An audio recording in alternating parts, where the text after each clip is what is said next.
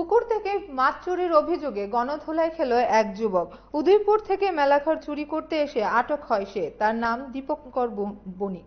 অভিযোগ, সোমবার সকালে মেলাঘর মোটর স্ট্যান্ড সংলগ্ন দেবনগর এলাকার স্থানীয় পুকুর থেকে মাছ চুরি করতে আসে দীপঙ্কর। সেই সময় স্থানীয়রা বিষয়টি দেখে তাকে হাতে নাতে আটক করে ফেলে।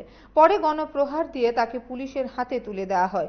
জানা গেছে, যে পুকুর থেকে মাছ চুরির অভিযোগ উঠেছে সে পুকুরটি জাহাঙ্গীর হোসেনের কাছ থেকে 2 লক্ষ টাকার বিনিময়ে লিজ নিয়েছেন স্থানীয় এক মৎস্য ব্যবসায়ী। সংবাদ মাধ্যমকে প্রতিক্রিয়া দিতে গিয়ে গোটা ঘটনাটি নিয়ে কি অভিযোগ করেছেন এবং কি অভিযোগ ব্যক্ত করেছেন শুনুন। আমার পুষ্করণীর আজকে 2 বছর ধরে এই মাছ চুরি হইতাছে। তখন আমি চুর ধরতে পারতাছি না, পাইতাছি না কেউরে।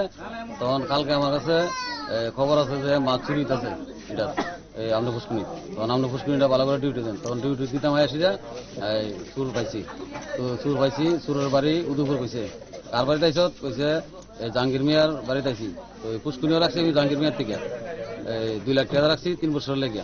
তো জাহাঙ্গীর মিয়ার বাড়ির তারা আসলো, একটা চুরি করছে জাহাঙ্গীর মিয়া সহ। তারা চুরের নাম কইছে।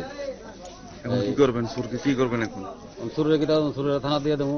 আর পুষ্করণী আমি এখন রাখতাম না, তারা গার্জেন আছে, তারা গার্জেনটা চিন্তা করবো।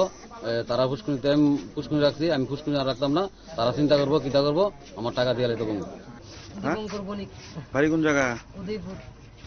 তো মানুষ তোর গিয়ে আটকাইছে জায়গা? ওই আমি জাহাঙ্গীর মিয়ার বাড়িতে আইছিলাম। জাহাঙ্গীর বাড়ি কিনতে আইছ? তারা মাছ ধরছে আর কি।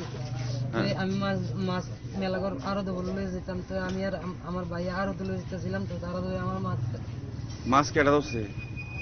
মাছ তার ভাই আর জাহাঙ্গীর মিয়া ধরছে। কার শুনতে ধরছে? এই বুঝকুনটা কার বুঝকুন বলতে পারি না। জাহাঙ্গীর মিয়া ধরছে, এবার তোর কাছে দিছে বিক্রি করুন নাকি? আমি নিয়ে বেঁচে হ্যাঁ, আমি নিয়ে বেঁচে আনতাম। নেশা করছে? নেশা আগে করতাম, অন কম করি, অন করি না। তোর বাড়ি উদয়পুর তুই এনো আইস জাহাঙ্গীর মিয়ার বাড়ি? 500 টাকা কইছে দিব। ভাই ফোন করে কইছে 500 টাকা দেবো। মাথা সিধা কর, মাথা সিধা কর আমার দিকে।